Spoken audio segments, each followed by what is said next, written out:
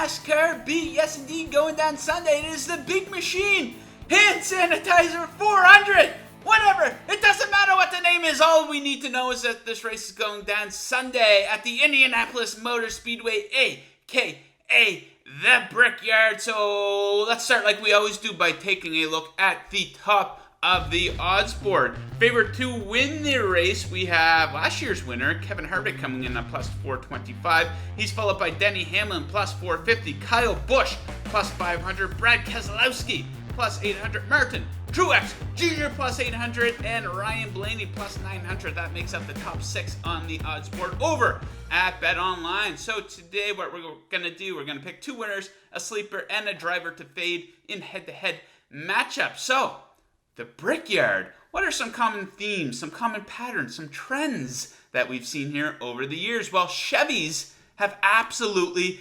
dominated. 17 wins, that's 12 more than any other manufacturer. Also, Hendrick Motorsports, 10 wins here. That's 5 more than any other team. Now, to be fair, most of those wins are by Jeff Gordon and Jimmy Johnson.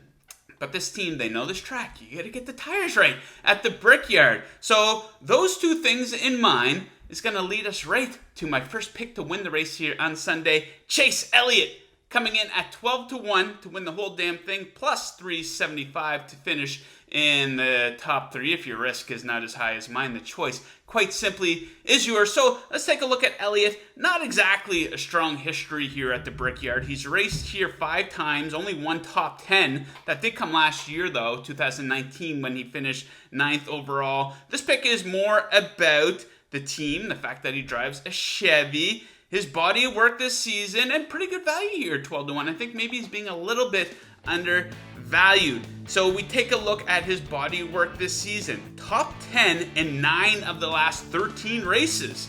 That's pretty good. Top 5 and 7 of those races. A little bit of bad luck mixed in there too. 2 crashes in that span of 13 races. And Elliott, he's a guy, never surprising to see him in a lead. 4th overall in laps led this season. So Chase Elliott, 12-1. One of my 2 picks to win the whole damn race here at the Brickyard.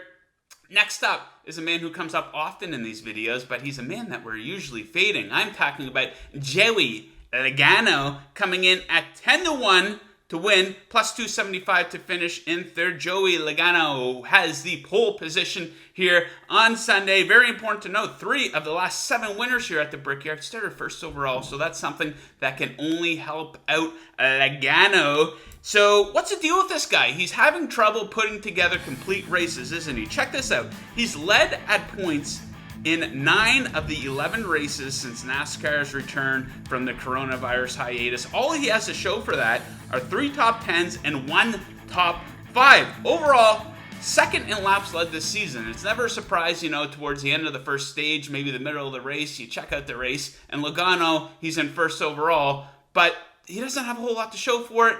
Something's got to give here. I do think this is the track where Logano can get back on track because he has a pretty good history here at the Brickyard. 11 career races, 7 top 10s, 4 top 5s, including a 2nd overall last year. And among active drivers, he has the 2nd best average finish of 10.9. So Joey Logano coming in at 10-1. I think he's another good pick. Now then, let's go a little bit further down the odds board for a bit of a sleeper here. A guy who I will be targeting in my DraftKings lineup. He is 28-1 to win the whole damn race. He is 8-1 to finish in the top 3. And some books offer top 10. This guy's coming in at even to finish in the top 10. I think that's a pretty good bet. I am talking about William Byron. Get to it, Joe. Who are you talking about? William Byron, baby. So, of course, he drives a Chevy. He is on Team Hendrick Motorsports, so he's got that connection. He had a pretty good showing here last year. 4th overall. Also, top 10 in 4 of the last 7. So, William Byron, I think he could have a pretty good showing here on Sunday. If your book offers top 10, you can get him at even money. I think that's a pretty good bet here on Byron. Now, a driver to fade. We've had some success with these drivers to fade. And what I mean by fading, this is a guy who I will be going up against in some head-to-head matchups. So the problem is, though, these sports books, they all offer different matchups. So a few examples over at Bet Online that I like. You can get this guy against Kevin Harvick. You could get him against Brad Keselowski. You can get him against Kyle Busch. I don't know so much about Kyle Busch, but sour on Kyle Busch.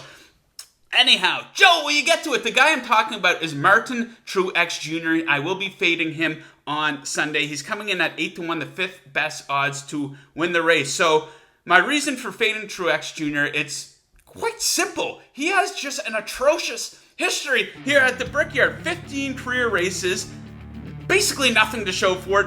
1 top 5, 3 top 10s in 15 races, average finish of 21.3. Not very good. And, he's not having the best season too. Only 2 top 5 so far this season for Martin Truex Jr., so a down season for him. So, those are my 2 picks to win. My sleeper, the guy I am fading at the Brickyard here on Sunday. Let me know who you like, and we will see you next time in my basement. Woo!